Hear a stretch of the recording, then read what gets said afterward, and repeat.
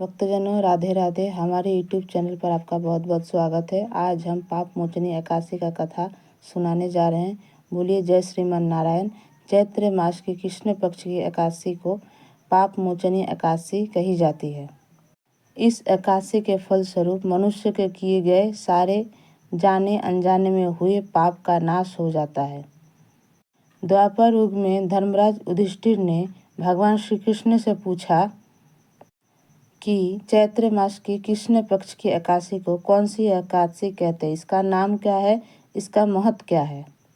भगवान श्री कृष्ण कहते हैं कि आज जो प्रश्न तुमने मुझसे पूछा है, यही प्रश्न एक दिन नारद मुनि ने ब्रह्मा जी से पूछा था। तब ब्रह्मा जी ने कहा था, नारद, ये बड़े बड़े पापों का नाश करने वाली है। बड़े बड़े श्राप भी इस व्रत के फलस्वरूप कट जाते हैं। इस एकादशी को पाप मोचनी एकादशी कहा जाता है, जिसका अर्थ है पाप का मोचन करना। एक समय की बात है, चित्ररथ नामक एक वन था, जहाँ देवराज इंद्र अपने अप्सराओं के साथ रमन किया करते थे। वहाँ पर एक ऋषि तपस्या में थे, जिसका नाम मेधावी था। देवराज इंद्र को महर्षि का कठोर तपस्या देखकर अपने सिंहासन हाथ से छूटने की चिंता हुई। उन्होंने एक मंजू घोषा नाम की अप्सरा को महर्षि का तपस्या भंग करने के लिए भेजा।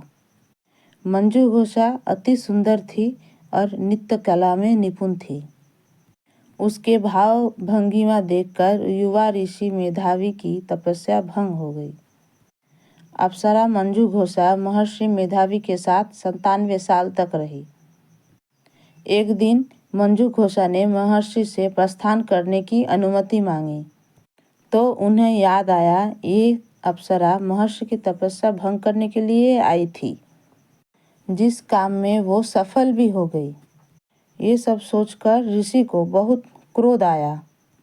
उन्होंने क्रोध में आकर अप्सरा मंजू घोषा को श्राप दिया, तूने मेरी तपस्या भंग की है, तू पिशाचनी हो जा। श्राप पाने से अप्सरा मंजू घोषा बहुत दुखी हुई। श्राप के कारण वो पिशाचनी हो गई। उसने महर्षि के चरण पकड़कर क्षमा मांगी और इस श्राप से मुक्ति पाने का उपाय मांगा।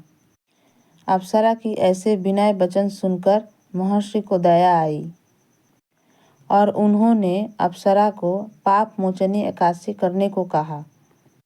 अप्सरा मंजू घोषा को इस व्रत को करने से वो पिशाचनी होने से मुक्त हो गई। वो वापिस स्वर्गलोक को चली गई। इसी के साथ ये एकादशी व्रत कथा समाप्त होती है। नारायण सब पर कृपा करते हैं। बोलिए राधे राधे।